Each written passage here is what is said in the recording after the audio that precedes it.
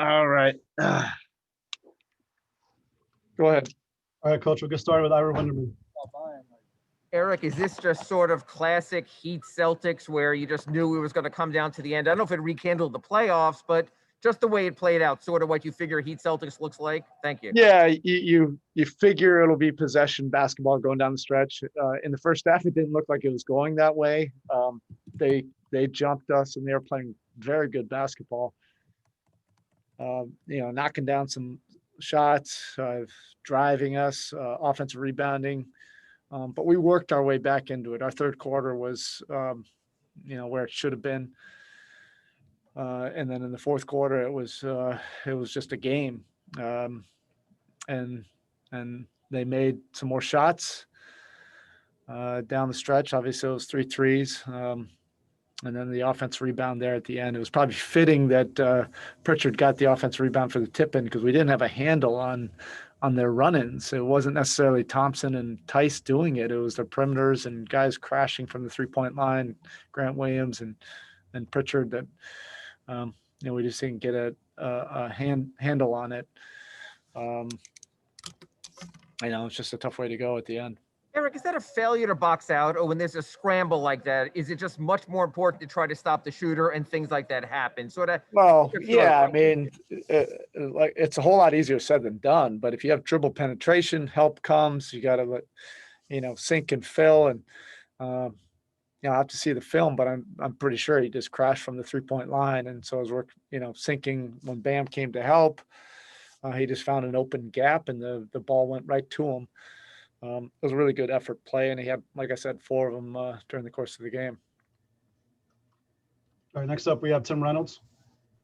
Hi, Erik. 2 things. The statement before the game said the teams were playing with a heavy heart, and obviously there were things in mind. For Boston to put together that 13-0 run, then for you guys to score, I think it was 10-0 in like 45 seconds or something like that to tie it. Just what's that say about the professionalism, both ways? Yeah, you just have to really tip your hat to all the pros in both locker rooms because it's legitimate that everybody does have a lot on their mind and heavy hearts and disappointment, discouragement, all of these different emotions, and then they hand you a ball and just say, okay, you got to compete and forget about it. It's not an easy thing just to compartmentalize time and time again, particularly after, the bubble when, we shut it down hoping that there would be, change. The other thing, Erik, was Brad just said that he called his wife with like 30 on the pregame clock and said, we're not playing tonight. He didn't think they were going to play. What was going on with how involved were you in all of that? Did you even know that Celtics were strongly considering not playing?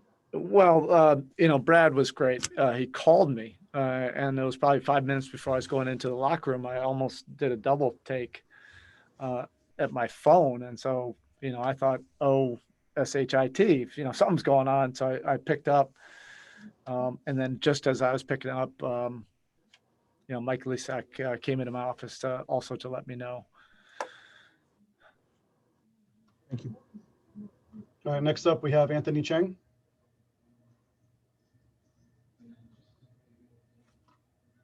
Go ahead, Anthony. Mute Anthony. Hey, Spo, can you hear me? Yes. I know it's been a different start to the season for Jimmy, but it seemed like it really imposed his will there late in the second quarter and yeah. the quarter you guys rally. What did you like most about how he settled you guys there during that stretch? Well, we weren't playing good basketball at all, the first 14 minutes of the game. And yes, Boston had a big deal to do with that. They came out with, disposition and energy. It felt like they were playing at a different pace and concentration level. And that's what great players will do is get you settled, get some easy ones, get to the free throw line, make some plays, and then you start to build some momentum from there, which we did. And then we came out of halftime, and probably our best quarter was the third quarter. So he was great, on both sides of the floor, taking those big matchups like he typically does, and then generating a lot of, offense for us. Next, we have Mark Medina with the USA Today. Eric, hope you're hanging in there, all things considered. You guys and other teams knelt during the anthem in the bubble, but how has the decision come to be today? And do you expect that to continue moving forward? We'll see. Everything is happening so fast that we haven't even, as a group, had a time, to meet and talk about this, which, I'm sure we will, whether it's formally or informally. Next, we have Cooper Moorhead. Yes, Bo, on the bright side tonight, just 8 turnovers, and the starting group bounced back after the first quarter, and they had a nice little stretch in the third. Do you feel like you're starting to find that rotational stability and identity that you want despite the loss?